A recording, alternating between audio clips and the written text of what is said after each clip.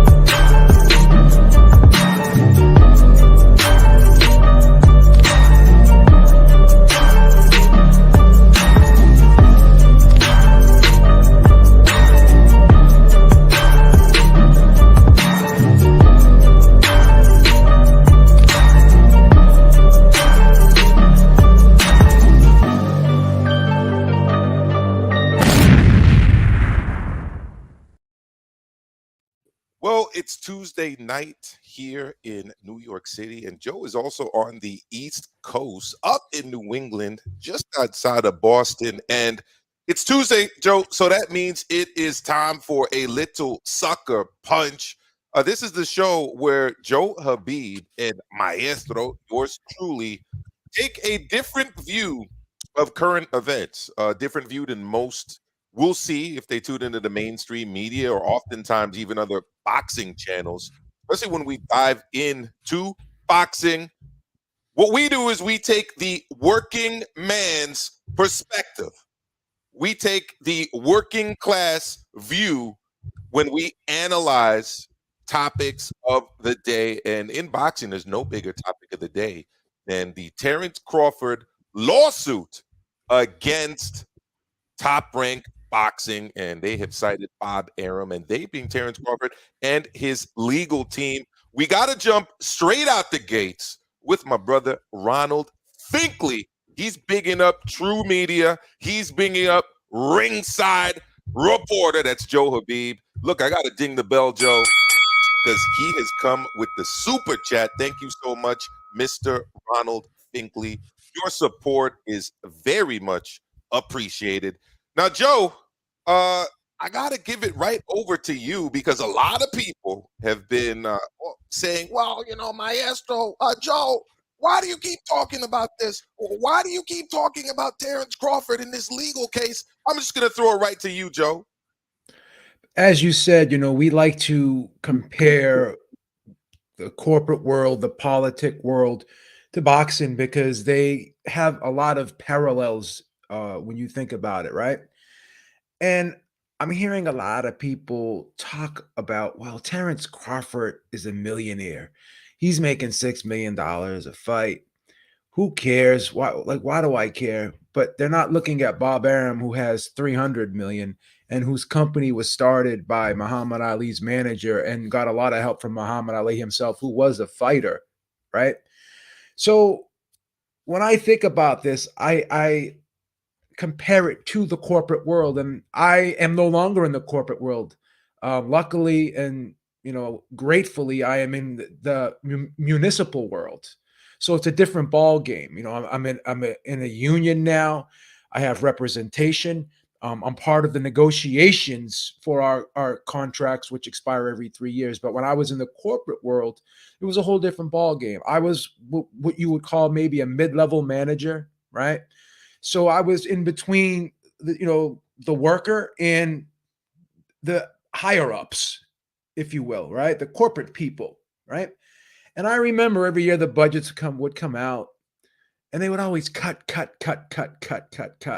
So I was the food service manager. So I used to have an assistant manager. That assistant manager got cut and I had to do his work. My chef had what was called the first cook. They took the first cook away, and then that chef had to do that person's job.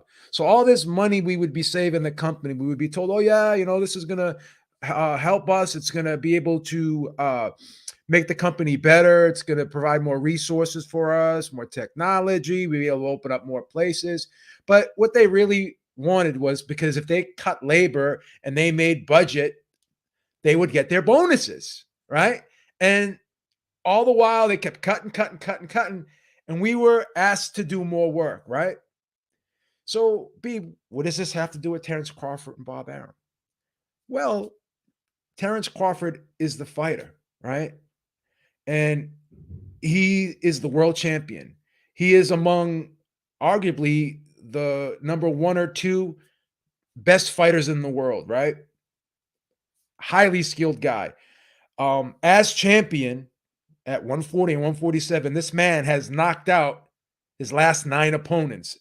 Name another champion. I hate to keep repeating myself, but name another champion who has done that. So now Terrence Crawford, as the fighter who's done above and beyond his duties as a fighter, now he's being asked to do Bob Arum's job on top of his job. But what is Bob Arum having to do extra? So what does this mean, Beeb? Well, when we were in the corporate world and I was the manager and the budgets kept getting cut, myself and my staff were the ones who got the extra work, but the corporate people never had extra duties added to them, right?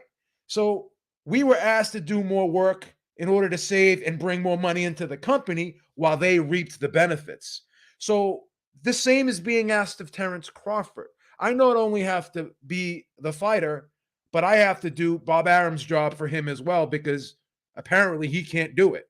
And as time has gone on, we've seen these promoters do less and less because they got lazy, because they would get this fat network contract from HBO and Showtime, and they basically sat on their hands, right? Because they already got the deal, right? They already got the money. There was no incentive for them to work harder. But if you remember back in the day, Don King was the consummate promoter. He was always out there talking, doing interviews.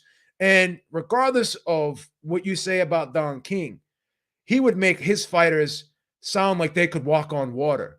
He would over-exaggerate their abilities. He never downed their abilities. So in comparison to what I'm talking about, corporate world boxing, now all of a sudden these promoters are expecting the fighters to not only do their job, but do the promoter's job as well. Now, obviously, a fighter's got to go out there and meet his media obligations, which Terrence Crawford has always done. He's always done his interviews. He's always, done what he's supposed to do. So this whole thing about Terrence Crawford not promoting himself, I don't understand what that really means, because you are promoting yourself by displaying your talents, doing your interviews, meeting your media obligations. The problem is ESPN does not promote boxing very well. In stark contrast, when you look at PBC and you look at Fox, they have fighters, going to the events, and they're also doing a lot of commentary over there. Like, look how many of the PBC fighters are involved in the commentary. They even on Fox, they even had their own show. They were doing like the PBC show. So they were going really hard and pushing the fighters hard over there. And Fox did a phenomenal job. They had Tyson Fury.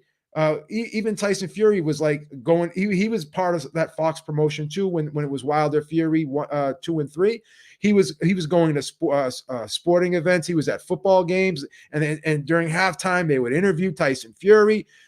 Fox really pushes boxing. ESPN does not push boxing, right? How many times have we said, "Oh, this fight's a good fight"? What was it? Berchelt versus Valdez. That was a great fight. Got no promotion, right? So there's many other examples on ESPN where they just don't promote the fights, but yet it's the fighter's fault, right? So again, Terrence Crawford is not only asked to do his job, but he's supposed to do Bob Arum's job for him too, according to Bob Arum, right? And why should you be concerned about this? Well, because again, it hurts the sport. If these fights aren't getting promoted, right? then and they're not getting promoted, they're not going to do good numbers. And if they don't do good numbers, then we're going to get less of them because no one's going to. The ESPN is going to be more reluctant to push these fighters and put the money behind them because look at the job ESPN does with UFC compared to what they do for boxing, right? And then, like, why should I feel bad for Terrence Crawford? He's making millions. Well, let's analyze that. First of all, Terrence Crawford doesn't get Social Security, right? He has to file what's called a 1095 at the end of the year, right? He's basically an independent contractor, so to speak, right? He doesn't get Social Security. He has to pay for his own health insurance. He doesn't get sick days, right? He doesn't get vacation days. He gets paid when he fights. If he doesn't fight, he doesn't get paid. I got COVID this year. I was out for 2 weeks. I got paid. Terrence Crawford gets COVID. He don't get paid. I had COVID. I was out last week. I got paid. Yeah. Terrence Crawford's job is much more hazardous than you or I. So it warrants him getting paid what he's supposed to get paid. But if you really think about it, the average salary for a boxer is $35,000 a year. So collectively, are boxers really making a lot of money? No. But Terrence Crawford is making a lot of money because it's commensurate with his skill, right? He's getting paid millions just like all other top fighters of his level are getting paid. And he's taking a lot of risk. So the risk that he takes, coupled up with his ability and his skill, warrant him getting paid what he's getting paid, right? No one complains about Michael Jordan when he was getting paid millions of dollars, and LeBron James, and when they were getting those endorsements off the back of poor Asian and children and people from Taiwan and China who made those sneakers for pennies on the dollar, right? These guys were making pennies on the dollar. These poor kids living in poverty. But meanwhile, guys like Michael Jordan, LeBron James, and a lot of these other NBA players reap the benefits of that. But no one cares about that. They only care that Terrence Crawford is making $6 million for a fight, but they don't care about what LeBron James and Kevin Durant and all these other guys are making, right?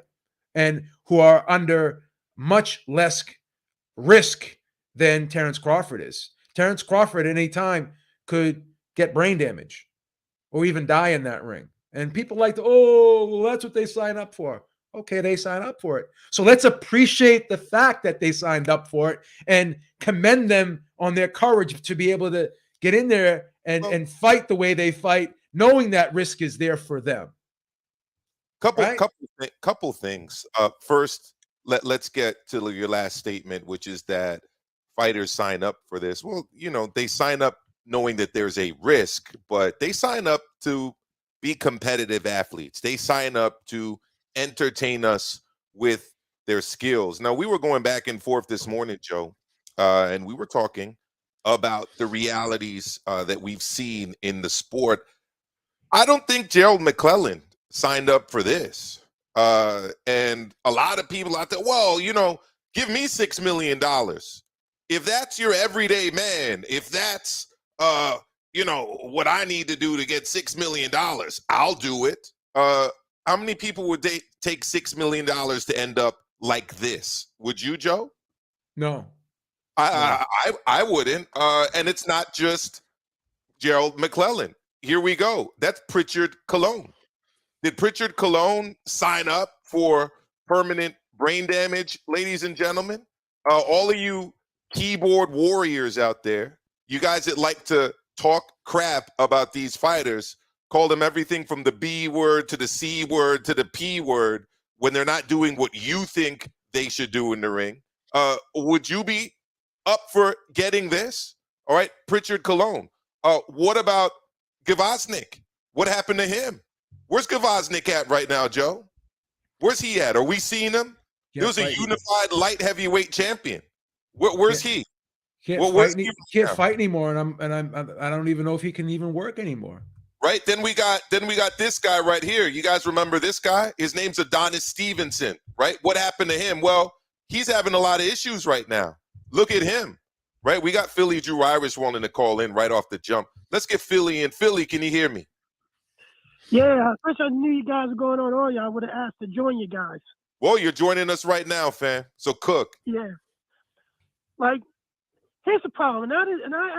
We actually discussed this about Bob Arum and Terrence Crawford yesterday on the Shoe Shine. Like, I really hope Terrence Crawford wins this lawsuit because it will really put promoters on notice that, hey, you guys got to do a better job. Exactly, Drew. That you have. Exactly. Because I'll tell you this right now. You say the fighter has to promote himself, then what are you good for? What is he paying you for? Just to sit there, be a figurehead, and just be a hype man or something? There you go. Like, I just don't understand this crap. Like Bob Arum said that he will go broke promoting Terrence Crawford. Is that right or wrong? Did he say that? Yes. While he was under contract. Knowing that the contract was coming to an end, knowing that the contract was not going to be re-signed. So basically, knowing he wasn't coming back, so you put that information out there to defame him and hurt his future endeavors in the sport, all because of bitterness and frustration because you couldn't achieve what you wanted to achieve, so you had to blame someone else for your own shortcomings. But go ahead. Here's another question. Didn't he re-sign another contract like before this one was up? But his other contract was up? Yep. And then people are asking, well, why did Terrence Crawford re-sign then? Because he was promised that he could get those fights that would propel him into becoming a superstar. He was promised the Pacquiao fight. He was promised the Spence fight. And he thought Bob could do that for him. Right? He was promised those things. Correct. Was guaranteed. If you resign with me, Terrence, I will get you those fights. He was misled, which is part of the lawsuit. And what the main problem is? Manny Pacquiao was in top weight when he wanted to fight Pacquiao. Okay. And Bob still wanted to make the fight. Do you know why, Drew? Do you know why? Because he thought he could beat Pacquiao. He did it when he was still making a lot of money off Pacquiao, and that was actually. Well, he thought he could get a Mayweather rematch, and then, ironically enough, in 2019 I think it was 2020, when Pacquiao was no longer a top-ranked fighter, then he had no problem making the fight. Then he wasn't concerned about Manny Pacquiao's health like he was concerned with Manny Pacquiao's health while he was a top-ranked fighter. So again, it's so funny how everyone is calling Terrence Crawford greedy, and they're criticizing him. Well, why'd you take the money? Well, because he took the money because he was made promises that were not kept. That's why. That's why he took the money. And the money was put up there because he deserved it because of his skill level, because of what he could do in the ring. And again, he went out there and performed above and beyond expectations, knocking all of his opponents out while being a champion. No other active champion, while being champion and defending their title, has had 9 knockouts in a row. If you could find someone that has that statistic, show me. The closest person that I know of that is Better Beef, who as champion has 6 knockouts in a row. But go ahead. Yeah, I'm sorry to get up your time. A lot of those knockouts weren't while he was champion or against lower level competition. No, but 6 of them were when he was champion. Some were, but it's still 3 less than Crawford at the end. Exactly. Correct. Cook Philly, floor is yours. He was also guaranteed $3.5 million a fight in this current contract and everything. Even it doesn't matter who he fought, he was still guaranteed at least $3.5 million. Until that Porter fight, where the post bid was almost going to take place, and they decided to make a deal for that fight to happen. But here's the main issue, and Bob Arum is not the only problem in boxing when it comes to promoting. I really think Eddie Hearn is a problem too, and I'm going to tell you why I think Eddie Hearn is a problem. When you have guys in your stable and you represent them, your main goal is to help get the biggest price possible and help the fighter make the most money possible. It's a travesty when you have a fighter like Canelo and you don't even have him under contract with you. You take his side more than your fighter side. And the main problem, and I'm really sick of this because I really am sick of him trying to hype Canelo up over his fighters and everything. Because when you have a fighter like Demetrius Andrade, a talented fighter, a guy that's already the best middleweight in that division and avoid it and everything, you could easily make a Triple G versus Andrade fight because they both over at Matchroom, but you choose not to. You choose just to let them fight these WBOs mandatory, and you say, hey, I'm going to do something for you. I'm going to ask the WBC and the WBO to help make you the mandatory for Charlo, which you know that's not going to happen because they don't give a damn about a Charlo versus Andrade fight. And that's the narrative of their zone. They always try to say, oh, Triple G versus Mejia, Triple G versus this Moroda, but they never say Triple G versus Andrade. They try to promote Triple G, Andrade versus Charlo because they know that fight's never going to happen. And I think it's a bunch of bullshit. And I think if anybody deserves to get sued, it's Eddie Hearn. And I think Andrade needs to sue Eddie Hearn because he hasn't done anything for him. Well, I would say that the key difference between Eddie Hearn and Top Rank is that Eddie Hearn has at least talked up his fighter. Eddie Hearn has given multiple interviews about Andrade. Eddie Hearn has never done what Top Rank has done, Bob Arum specifically, and trashed one of his current fighters. Now, I don't even think Eddie Hearn trashes other fighters. Yes, he cracks jokes about them. Yes, he kind of, makes his little comedy interviews, and I actually find those quite entertaining oftentimes. But Joe, correct me if I'm wrong. Has Eddie Hearn ever publicly trashed one of his active fighters, one of his No one has. No, I haven't seen Or any that? promoter. I've been watching this sport since I was 10 years old, and I am now 52. So I've been watching this sport for about 42 years, and I've never seen any promoter do what Bob Arum has done while a fighter is under contract with you. And here's the thing, guys. Like everyone's saying, well, why did Terrence Crawford had to bring race into this? First of all, this is not a discrimination lawsuit. Here are the 6 complaints that I will read to you. It's breach of contract, fraudulent misrepresentation, negligent misrepresentation, breach of the implied covenant of good faith and fair dealing, to tortious breach of the implied covenant of good faith and fair dealing. Well, then the comments are, well, why did he have to bring race into it? Well, why did Bob Arum have to bring up that he could buy a house with the money that he lost with Terrence Crawford? Why did Arum have to bring up that Terrence Crawford doesn't know how to promote himself?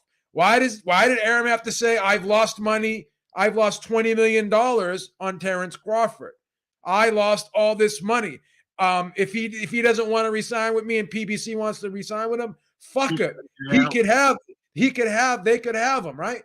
But all that stuff is dismissed as that's just Bob being Bob. That's Bob Arum being an asshole. Okay. Well, why is Terrence Crawford doing what he's doing right now? Because he's being an asshole now too. So if someone's treating you like an asshole, then you have a right to go right back at them and treat them like an asshole. So it's okay for Bob to be the asshole, but now, oh my God, why is Terrence Crawford doing this? But it's okay for Bob. It's okay for Bob to do what Bob was doing because that's just Bob being Bob. Oh, he's an asshole. Okay, well, Terrence Crawford's being an asshole back. And here's the thing.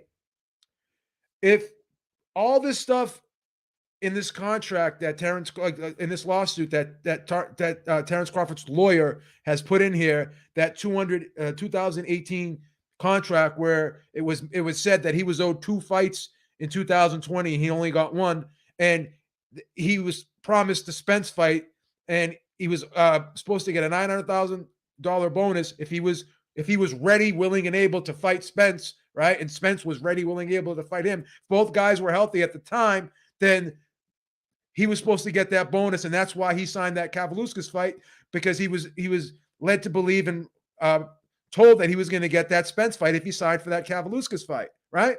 Yeah. So those 2 things, if they are written in the contract, if he has documentation, right, to prove that those two things were promised to him and they were not provided, then guess what, guys? Lawsuit, racial bias or no racial bias, he's going to get those things. Now, the misrepresentation, the neglect is you had me under contract, right? And you are downing me. You're not promoting me. You are demoting me, right? You're not promoting me. You are demoting me with your words. That's what you're doing. That's misrepresentation and neglect.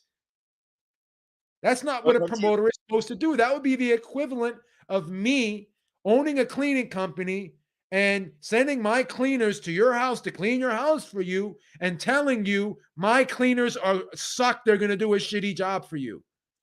100%. And I do want to address a number of issues. The first thing I want to address, and Joe, please keep these in the notes because I want you to respond. One, I find it very disappointing and actually quite alarming as a boxing fan today in 2022 to constantly see fight fans siding with promoters, defending promoters, and trashing fighters. In the power dynamic that exists between worker and capitalist, the boxer is the worker, the promoter is the capitalist. The promoter is the boss. Like, we've done episodes on that in the past here on Sucker Punch, and we'll get back to exploring that topic more because I really want to hammer this home.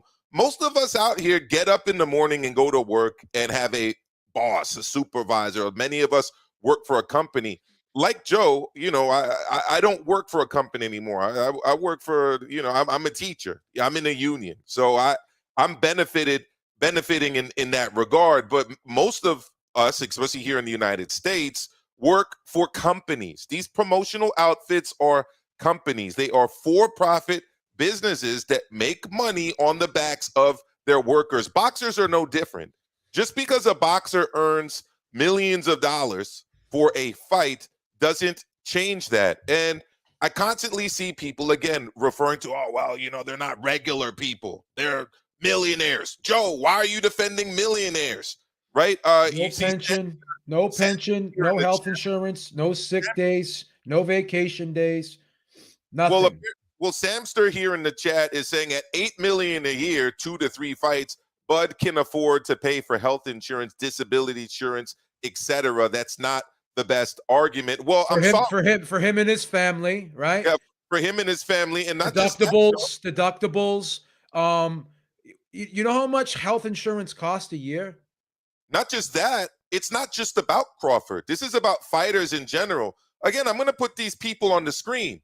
Tell that to Gerald McClellan, Samster, and everybody else. He can't. He couldn't afford. All these guys made millions of dollars. Not Preacher Cologne, but Gerald McClellan made millions of dollars. Vosnick made millions of dollars. Many fighters, right?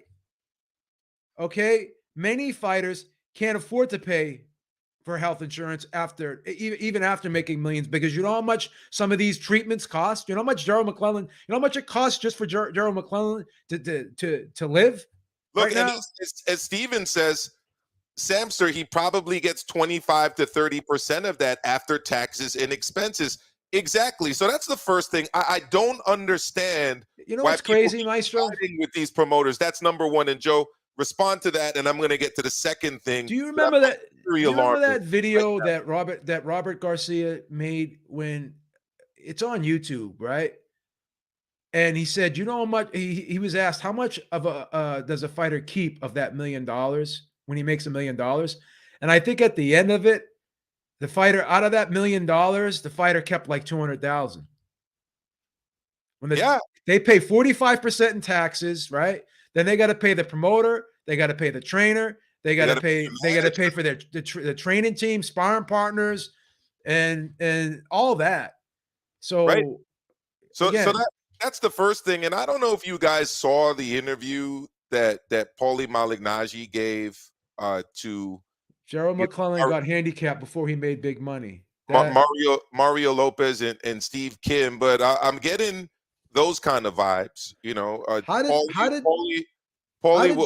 Sorry, go ahead. How did Gerald McClellan get handicapped before he made big money? What the fuck does that even mean? That makes no sense. I don't know what that I means. doubt McClellan was a millionaire. Do you know how much he made for the Julian Jackson fight? So Made $3 million. You doubt, but you don't know. How So- old are you? You weren't around at the time. I knew how much the guys made. Made $3 million. there you Gerald go. McClellan was a millionaire. He did make $1 million purses. That's bullshit. Joe, and the second kind Bullshit. of argument that I have His a first problem big fight was Nigel Benn. No, it wasn't. He fought Julian Jackson twice. bro. The fuck you talking about? Bro, hold the responses for a moment. Come Hold the on. responses because I'm we're gonna be sorry. doing this. We're gonna be doing this all I don't know night. what the with fuck you're people. talking about, bro? It- Then you must not. You must have started watching boxing 3 years ago. Then, if you don't know if Gerald McClellan was a millionaire. So check this. This is the other argument that I don't like. And again, if any of you saw the video interview that Steve Kim and Mario Lopez did with Paulie Malignaggi, you're gonna understand what I'm talking about here. I mean, Paulie was essentially saying, "I don't know why black people are upset about all of this stuff. Italians have been through it." Well, here you go. John has a question. John says, "Crawford pulled the race card. That's low hanging fruit." He says, "How come the Mexicans don't cry? We don't even speak the language." What does that have to do with anything? I'm going to go back to this point yet again. Bob Arum and Top Rank Promotions run a very cookie cutter, ethnic based form of promotion. They promote Mexican fighters. Anyone who doesn't acknowledge that is just being disingenuous. They do promotions around Cinco de Mayo. They do promotions around Mexican independence, which is September 15th, right? They do the similar thing with Irish people around St. Patrick's Day. They do similar things with Puerto Ricans around Puerto Rican Day Parade here in New York City. They don't do that with black fighters. But again, I don't know why you're bringing up Mexicans and Mexicans not crying as if that has anything to do with Crawford and his claims. Racial bias is one of the claims. As Joe said, the other claims are essentially the fact that they broke a contract. They guaranteed him 2 fights a year. They didn't deliver on that.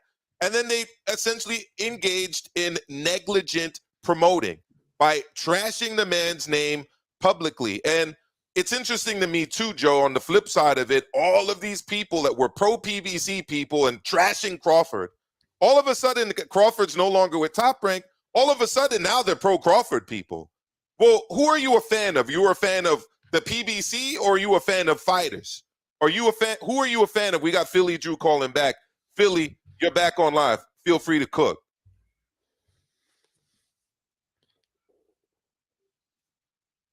Philly Drew, you're live.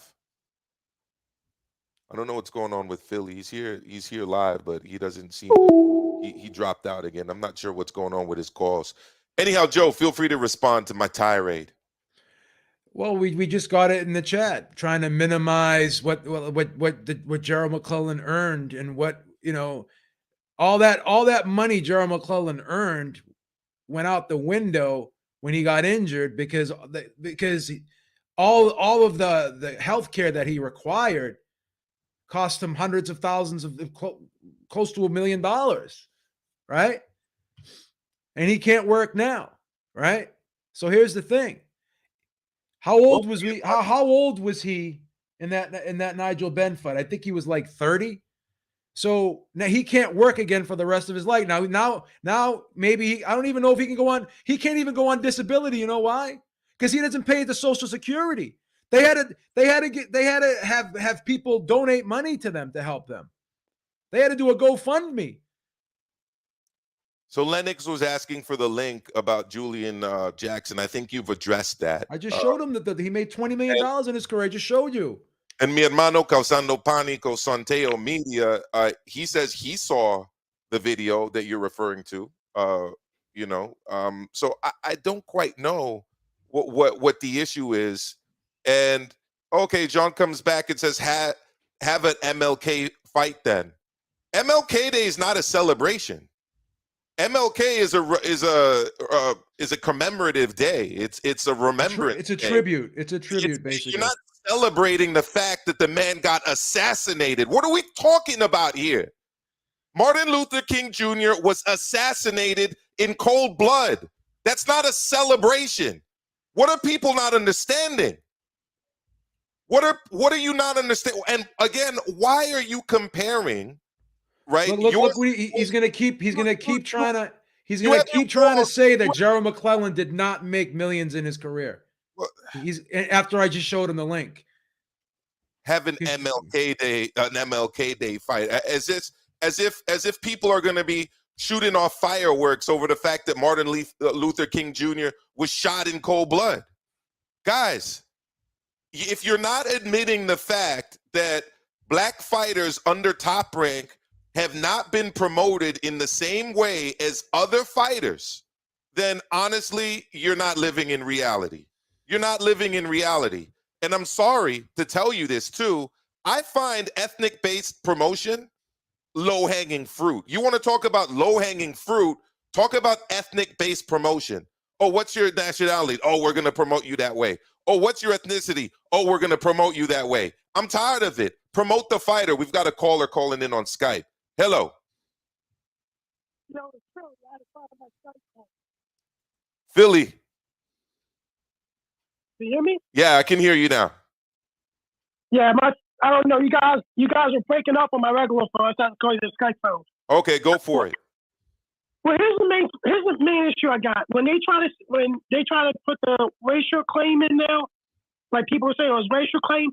Did you see the next day what Bob Elm or Bob Elm had posted or Top Rank posted a picture with Muhammad Ali and him, and then on the other side, a picture of him. I just showed it to you.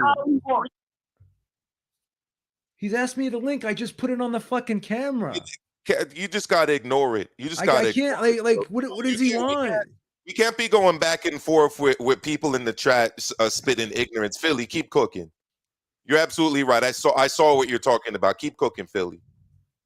So I don't know, really, it's not showing you're just really trying to show that, his claims are BS and everything. I'm like, but the main issue is you did wrong by this dude, and now you're going to have to pay for it. And this guy's stepping up and suing you for it and doing the right thing.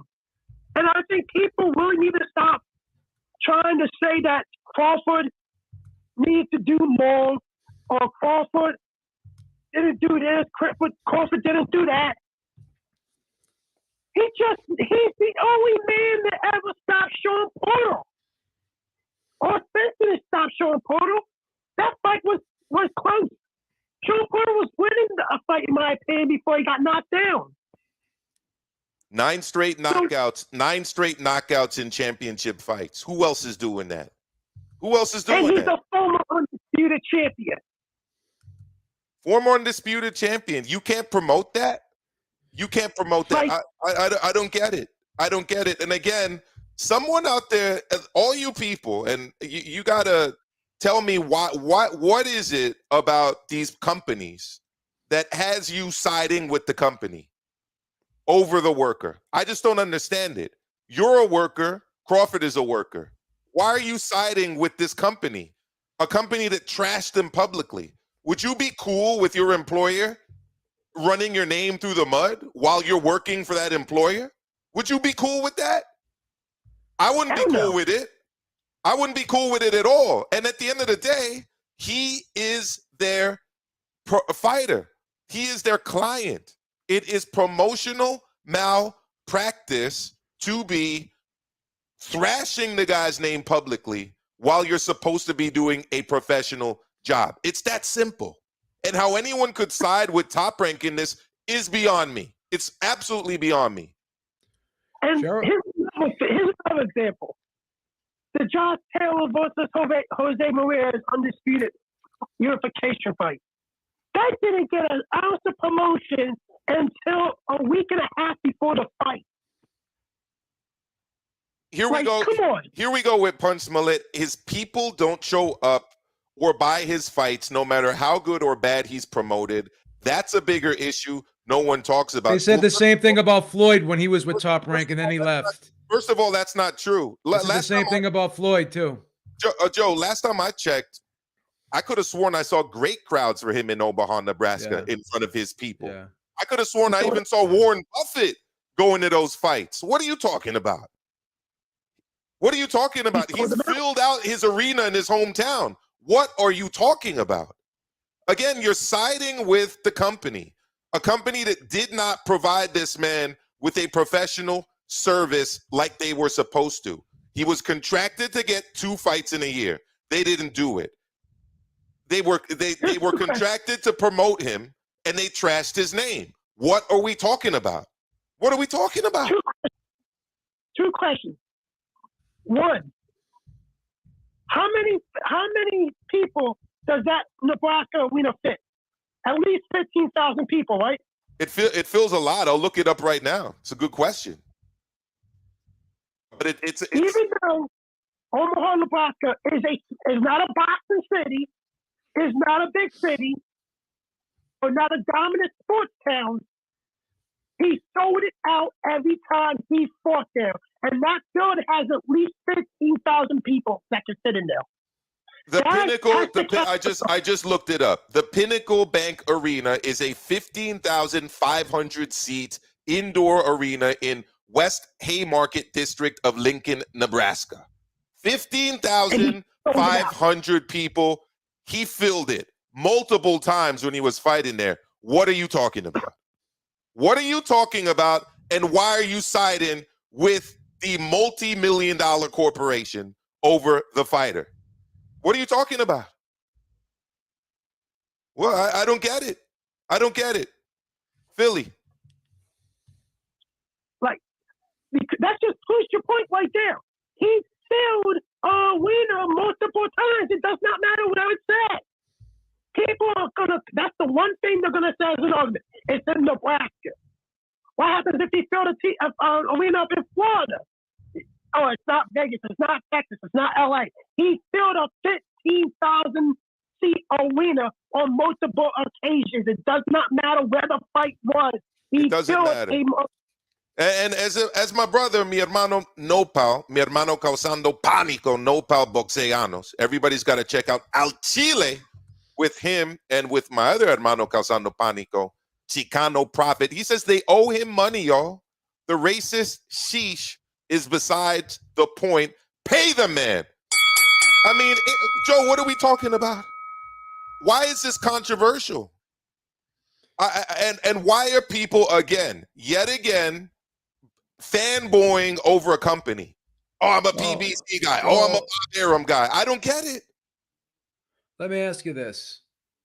Anyone in the chat, if you're at your job and your boss and you're ready to leave your job, and your boss starts going out there telling all the other companies out there that you suck, you can't do this, you can't do that, are you just gonna sit there and take it? You're not gonna clap back? Like, Crawford's just supposed to sit there and let this man say whatever he wants about him and not fight back. Crawford never said anything. He never said anything, and now he's talking because this guy clapped first. This guy drew first blood, so now he's clapping back. You guys just want, like, oh, Bob's just being an asshole. He's an old man. Bob's just being Bob. Oh, okay. So Terrence Crawford is being Terrence Crawford now. Now he's clapping back. What's he supposed to do? What's he supposed to do? Just sit there? All you guys on YouTube that have YouTube channels, or you're on Twitter, people say shit to you. I hear you. I see you clapping back. I see all you guys clapping back with your Twitter wars and people making videos shitting on each other and talking shit about each other. So now Bob Arum can say anything he wants about Terrence Crawford, and now why is Terrence Crawford saying this? Why is he got to bring race into it? Why did Bob Arum have to bring in the things he said? Why do you have to say the things he said? Come on, please. Billy, anything else? Yeah, Bob Arum's a fucking idiot. Well, on that note, Philly, I'm going to let you go. Clear up the line in case anyone else wants to call in. Thank you so much for your call, Philly. You're complaining about this guy losing you money, and then you're going to go out and talk shit about him while he's under contract. How does that help to try to make him make you money. That like people are sitting there saying, well, this lawsuit is garbage, it's stupid.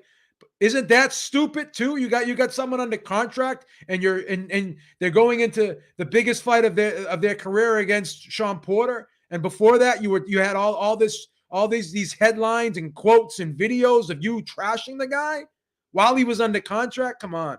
I've like exactly Haplotep. I've never heard or seen this in my life. And people are more apt and more comfortable criticizing Crawford, but Bob's just being Bob. Bob's just being an asshole. It's okay. Bob's just being an asshole. Well, again, Crawford's being an asshole back now. He's going to win the lawsuit anyways. He's going to win it. He's defending his rights, and he's defending his rights under a written contract. He had a written contract with the man. Written contract. I mean, what else is there to say? And oh, this is career suicide. He's not going to be able to make money anywhere else. These are all the same things they said about all the fighters that left Top Rank, and they all went on to make more money. Mikey Garcia made $7 million on DAZN fighting Jesse Vargas. He's never even sniffed anywhere near close to that money while on Top Rank. I just don't want to hear it. I don't want to hear the bullshit anymore. I don't want to hear the bullshit. And quite frankly, I mean, I'm going to keep speaking about this because I anticipate this is going to be a problem for a lot longer. I mean, where have we gone as a society? Where have we gone as fight fans when I was growing up? And I'm, pushing 40 now, so maybe I'm an old guy. Maestro's old, he's from a different era. Okay, well, I mean, I remember being fans of fighters. I remember being a fan of Lennox Lewis. I remember being a fan of Tito Trinidad. I remember being a fan of fighters going to war against each other in major fights. I remember being a Vernon Forrest fan, a Fernando Vargas fan, a De La Hoya fan, an Ike Corte fan. I could go on and on. When I was a kid, I honestly couldn't tell you who these guys were signed to. It didn't matter. I signed up as a kid, as a boxing fan, to watch these guys fight. Now all of a sudden, it's like we got teams. We got the PBC team. We got the Top Rank team. And apparently, people are choosing to defend the maldoing, the unprofessional behavior of these promoters over the fighters. How did we get to this, Joe? Well, let me ask you this. I don't know how we got to this. It's a disgrace. Let me ask you this. What fighter did Top Rank make money with last year? I can't name one. I mean, Tyson Fury is your top guy, right? And Terrence Crawford is your number 2, right? And you lost money with Fury and Crawford, but you're only bitching you lost money with Crawford. Because this is, I'm gonna say, and I apologize. I apologize for being amped up, interrupting you a little bit today. I'm a little fired up. I apologize for that. I'm just because this topic really fucking I relate to this because I remember being in the corporate world, right? Mid-level manager, right? And these higher ups and these corporate people would say, oh yeah, like you're with us, but I'm not getting your bonus at the end of the year. I'm not getting all these company credit cards and getting the free hotels and the free meals like you're getting. So I'm not one of you. You only tried to manipulate me to think I was one of you so you can get me to shit on my workers and make them work hard and push them and give them 2%, 1% raises, and some years no raises, just so you guys can get your bonuses every year and get your raises. CEOs since 1978, their salaries have gone up 1,330%, while our wages have stagnated. The worker, right? So this is why this tugs at me a little bit, right? And again, you're sitting there saying, well, Terrence Crawford's a millionaire. Okay, but Bob Arum is a hundred millionaire. This guy's 90 years old and he's worth $300 million. He can't even he could take his money and wipe his ass with it after he took a shit, and he still wouldn't get rid of it all with the amount of money he has, right? And you're worried about him losing money. Who did he make money with last year? Who made money? Name one fighter that you have a net profit on. It's a valid question. But you knew this guy was leaving and he wasn't re-signing with you. That's why you fucking shit on him. 100%. And look, this is nothing new. Let's have a listen to this. Oops, I messed that one up. I'll have to bring it back. Who did he make money with? Someone tell me in the chat. Who the fuck did Top Rank make money with? It's a good question. Like I said, I'm gonna play a little bit. Sorry, of it. Maestro. I'm just fired up here. I'm sorry. A little bit of this for people. The video quality isn't the greatest, but essentially I was pulling up, and I'll pull it up another time, where he's essentially trashing Rigo publicly. The background sound in that one wasn't the greatest. I'll have something next again if we do something again. But no, to your question, I don't know who he made money with. I mean, it was a pandemic. The biggest fight for Top Rank last year, or was it? Last year was what? Fury Wilder 2, right? That was the biggest fight. That arguably was that the highest grossing fight of 2021? Time out. I'm not trying to be a psychoanalyst here. I'm not trying to get into how people form the thoughts in their head. But what Black Disciple? What are you talking about, bro? Tyson Fury is Joe Habib's great white hope. You relate to it because you white, brother. Say it how it is. What does that have at all to do with Joe? I'm relating to Terrence Crawford as the worker complaining about Bob Arum, that is the corporation. I feel bad for that guy. Joe's saying there's a white guy who also lost money for Top Rank, but yet the white what I'm trying to tell you is Tyson Fury was involved in the biggest fight of the year with Deontay Wilder, and that fight lost money for Top Rank. So why is he not complaining about that? I'm confused, man. That guy's weird. He's only kidding around, right? He's trolling or something? I don't know. I don't know what he's doing. That's weird. So what I'm saying is, if the biggest event of the year that you had lost money, then why are you complaining that Terrence Crawford lost money? That's what I'm trying to say. Well, why aren't you pointing the finger at yourself? That's what I was pointing out. No, I don't know why Top Rank's not pointing the finger at themselves. They're the promoter. Yeah, exactly. Who's job is it to make money, the fighter or the promoter? Last time I checked, the fighter's supposed to fight. Fighter's supposed to train the fight. Fighter's supposed to show up to media events. Fighter's supposed to show up in the ring and apply his trade. When was the last time a promoter went to the hospital after a fight? I don't remember. I can't recall that, right? No, I mean, Eddie Hearn looked like he was about to have a heart attack when Ruiz knocked out Anthony Joshua here in New York City. But I mean, I'm sure he didn't have to go to the hospital after the fight, you know?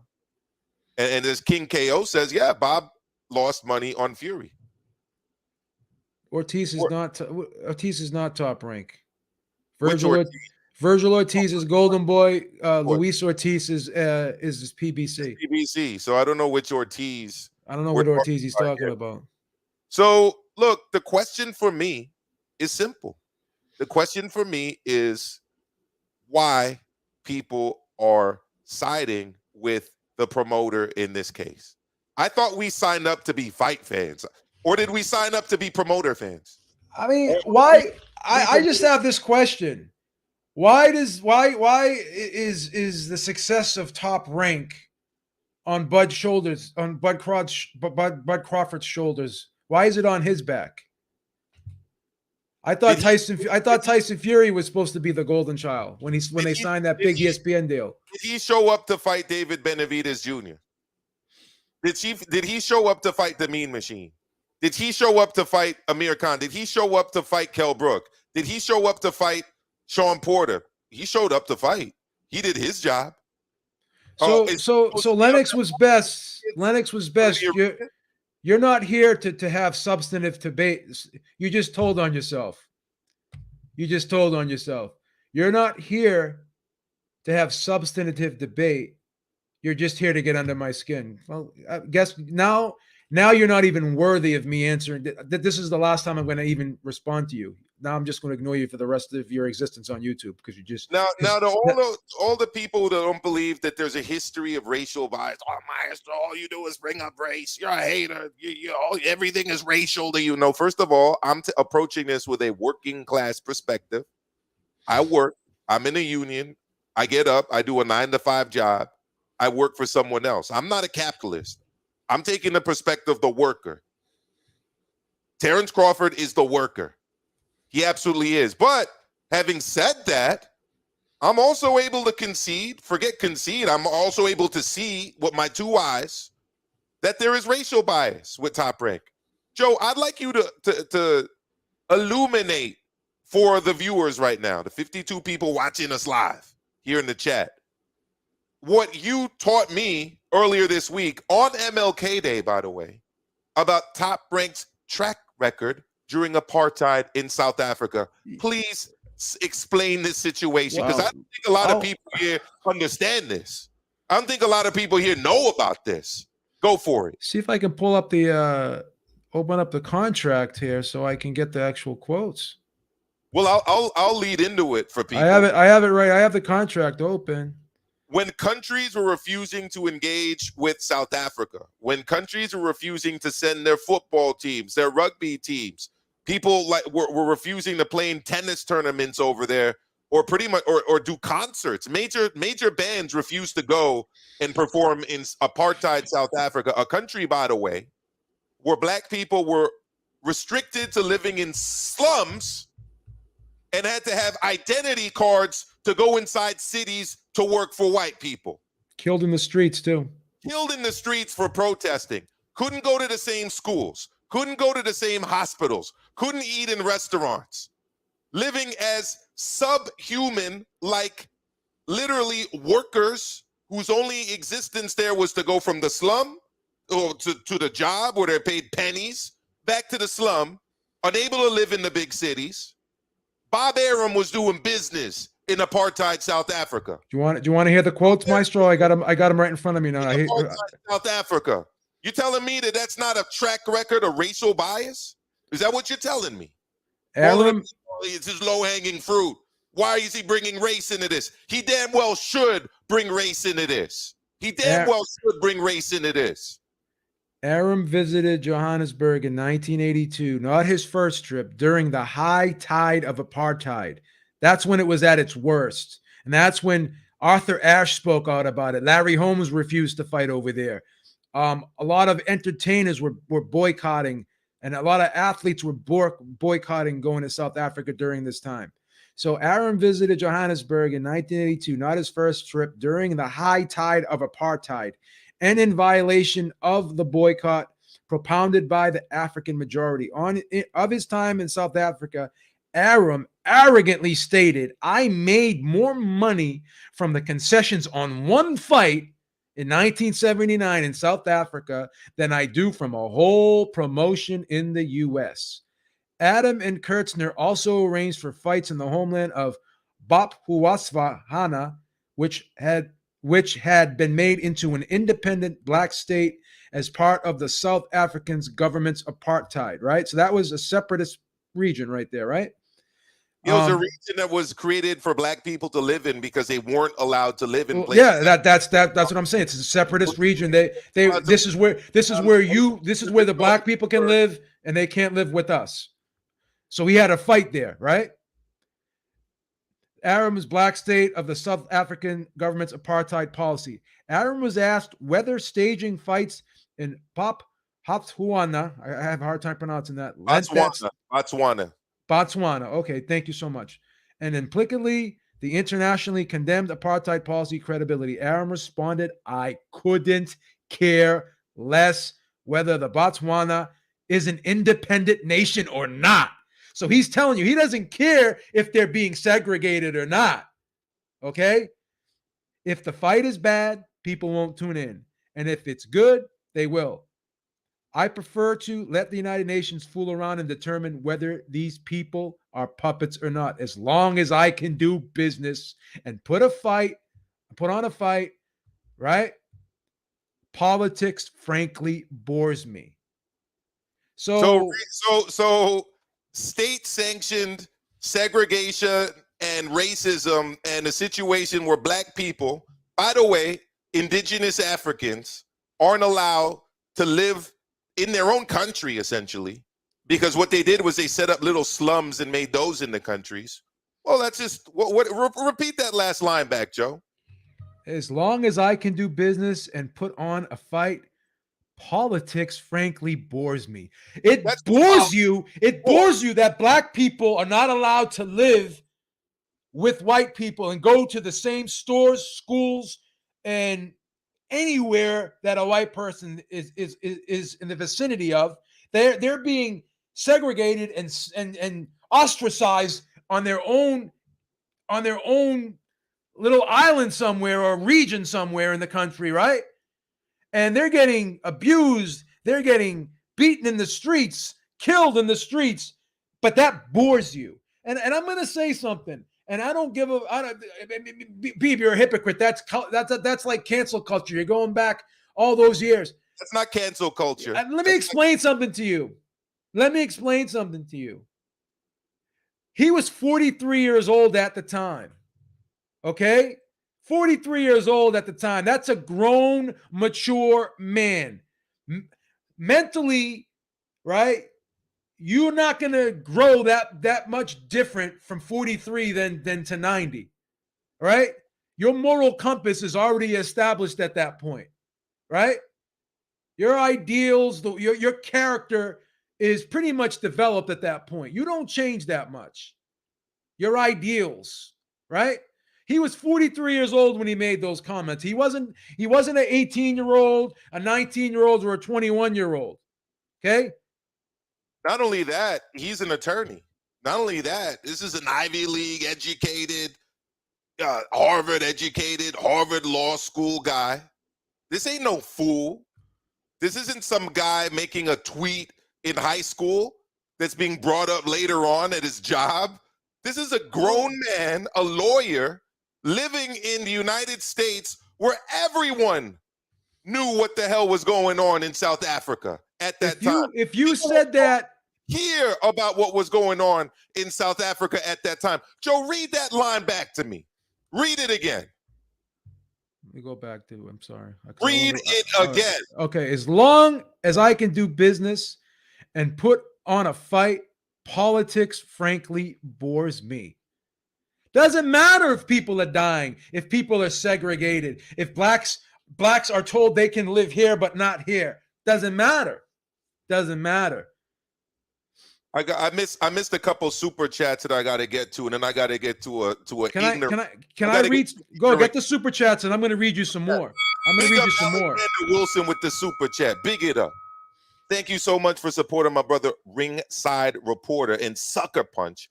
By the way, make sure you subscribe to Pro Smoke by Maestro A. That's me. You're going to find all the on-demand content where we tackle topics like this on my Pro Smoke channel. So make sure you subscribe to that. The link is in the chat. Thank you so much, Alexander Wilson. We got another super chat again by Alexander Wilson. Ding it again for this dude. Don King did business with South Africa during apartheid in the 80s. So what? I mean, that's bad on him as well. That's terrible on him. Can you name the card? I don't think Don King did. I gotta address a comment by Samster. Okay, by the way, I'm not trying to diss you, Samster, but this is a super ignorant statement. And I'm gonna school you right now. You say, Maestro, you are a capitalist. You make money on YouTube from views, ads, super chats, etc. It's not millions. I'm sure you invest it well, but it's a capitalist model. I'm not a capitalist. I don't have workers. I don't hire people and pay them pennies on the dollar. I'm an entrepreneur. I work for myself. I'm not out here exploiting anyone. Who am I exploiting? A capitalist is someone who buys another man's labor for pennies on the dollar. He makes $1 off of that person and pays him 2 to 3 cents. How am I doing that?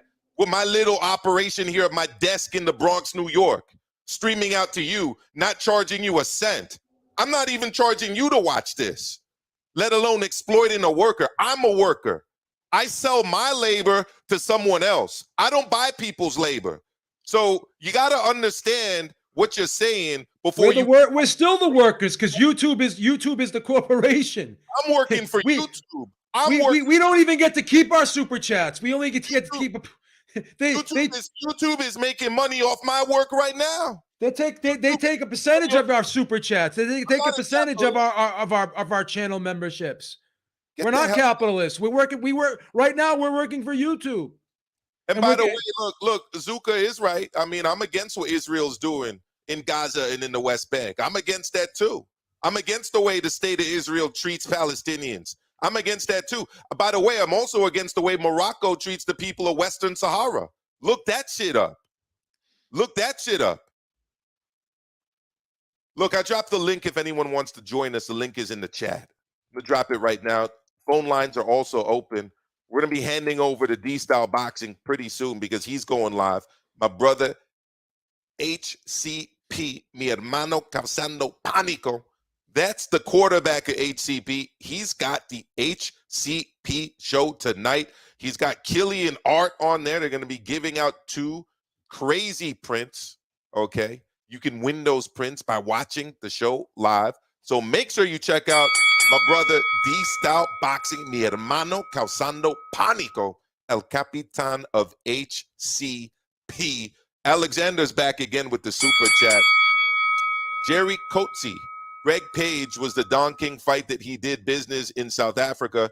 New York Times did an article about it back in the day. Here's my response to that. Here it is right Here's here. my response to that. I just pulled it up. Here's my response to that. But that was in 1984. That wasn't at 1979 where the heart of it. That doesn't matter. A black capitalist exploiting a black worker is just as bad as a white capitalist exploiting a black worker. I could give a fuck if he shouldn't have been there. He shouldn't have been there either. So 2 wrongs don't make a right. That doesn't matter. That's not what we're talking about. We're talking about Bob Arum right now. And we're also talking about Bob Arum's statements about being, bored by the politics in South Africa? The politics that didn't allow black people to live in cities. The politics that didn't allow black people to essentially work good jobs. The politics that forced those people to live in slums and attend terrible schools. The politics that didn't allow them to learn in their indigenous languages and forced them to learn Afrikaans. Don King was wrong too. What are you talking about? Don King was wrong too. But at least he didn't make those statements that Bob Arum made. He was there in 1984. He was there in 1984. So yeah, he's wrong too. He's dead wrong. He's dead wrong. Anyone's wrong. Hit the like button, hit the subscribe button. Make sure you subscribe to Ringside Reporter Live. You also got to check out these memberships, support the channel, please, if you can. And please also subscribe to my channel, Pro Smoke by Maestro A. That's my other channel where I'm going to be deep diving into these kind of topics. You can also check out Maestro A Boxing, my other channel. So check out both of these channels. So Alexander Wilson, I owe you an apology. I did not remember that. So he's wrong. Don King shouldn't have done it either. But at least he didn't gloat about it and brag about it and make he didn't make racially insensitive comments when asked about it. So no, he did not.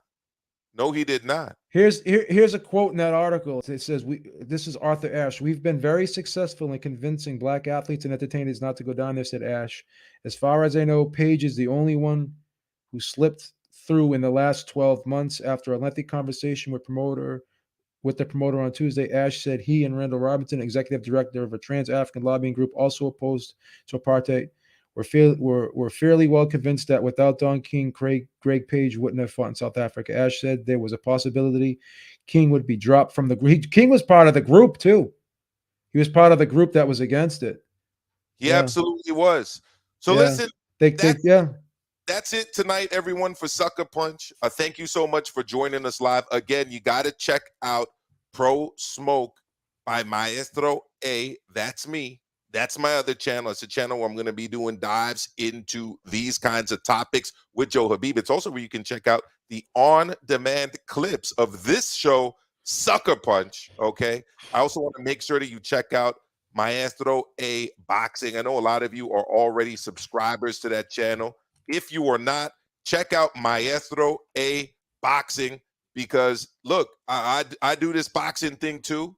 Unlike what my brother Samster was saying, I am not a capitalist. Okay, I'm bringing you boxing content. I'm not charging you anything for it. All right, and I'm not exploiting any workers under me. There's nobody getting exploited on Maestro A Boxing. If anybody's getting exploited, it's me exploiting myself. Okay, so check that out. All right, we got another super chat I want to get to here. All right, Maestro A Boxing link is in the chat. I'm going to get to the super chat by Corey Lee Boxing.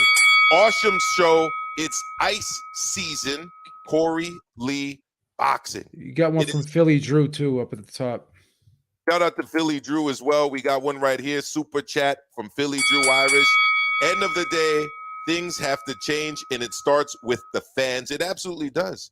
I'm going to say one thing. I'm not against capitalism per se. I'm against exploiting workers. I'm for fair treatment of workers. That's what I am. I'm pro-union. I'm for fair treatment of workers. I think everyone says that things don't need to be regulated. If you didn't have regulation, then people could build buildings and have faulty wiring, and no one went in there and regulated how the work was done. Then buildings would be falling apart.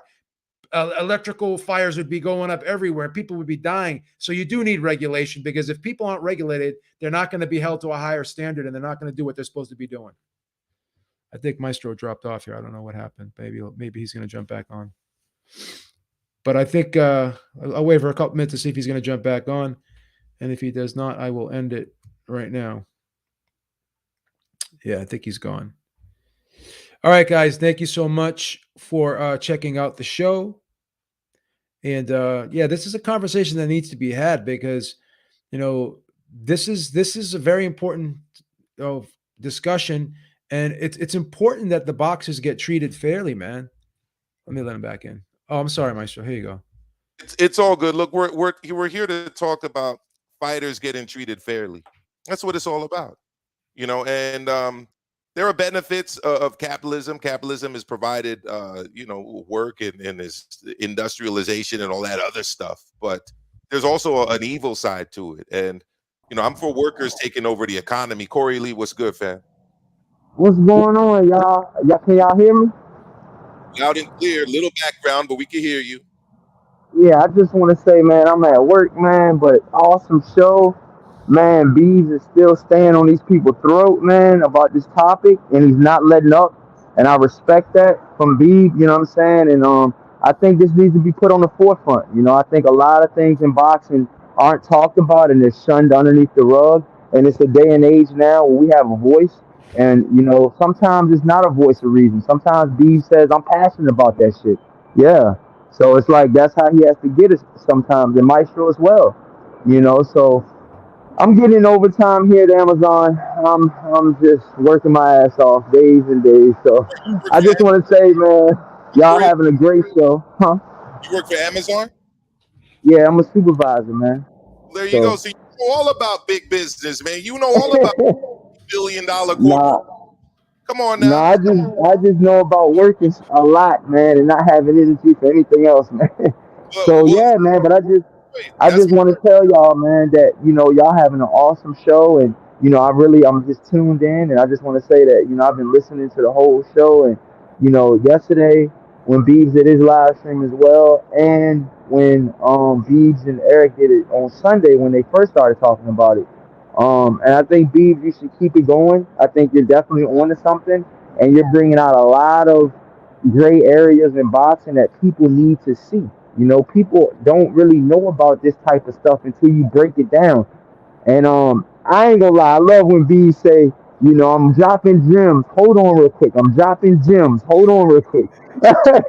So I just want to say, get out your raincoat. Awesome. Get out your raincoat. Get your umbrella, man, because the gems are dropping. They're trickling down as we speak. Yeah. So Maestro, you're doing an awesome job, man. I just want to say, man, y'all have a blessed night, man. And yeah, man, I just wanted to tell y'all, just keep it going, man. Appreciate that, Corey Lee. Appreciate it, and stay safe out there, fam.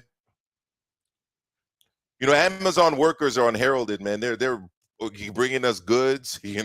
They're keeping the economy going. And like we're saying, they're making money for this huge corporation. We got to get them unionized, something that Amazon's been pushing against. We got to get them better pay, something that Amazon's been pushing against. We got to get them a living wage. Let's get it going, guys. But as boxing fans, we got to start by supporting these fighters. Well, the script has been flipped since I've been alive, Joe. I'm born in the 80s. The script has been flipped.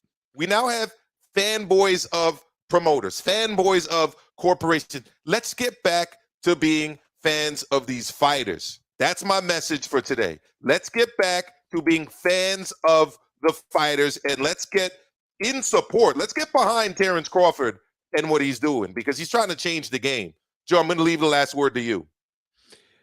Yeah, I just think that Bob Arum is on his way out, and I don't mean that in a disparaging way. He's done a lot of things in the sport of boxing. He's 90 years old, so now I think he just doesn't care anymore, right? He feels as though he could say whatever he wants to say because he's 90 years old, and because he's been doing it as long as he's been doing it.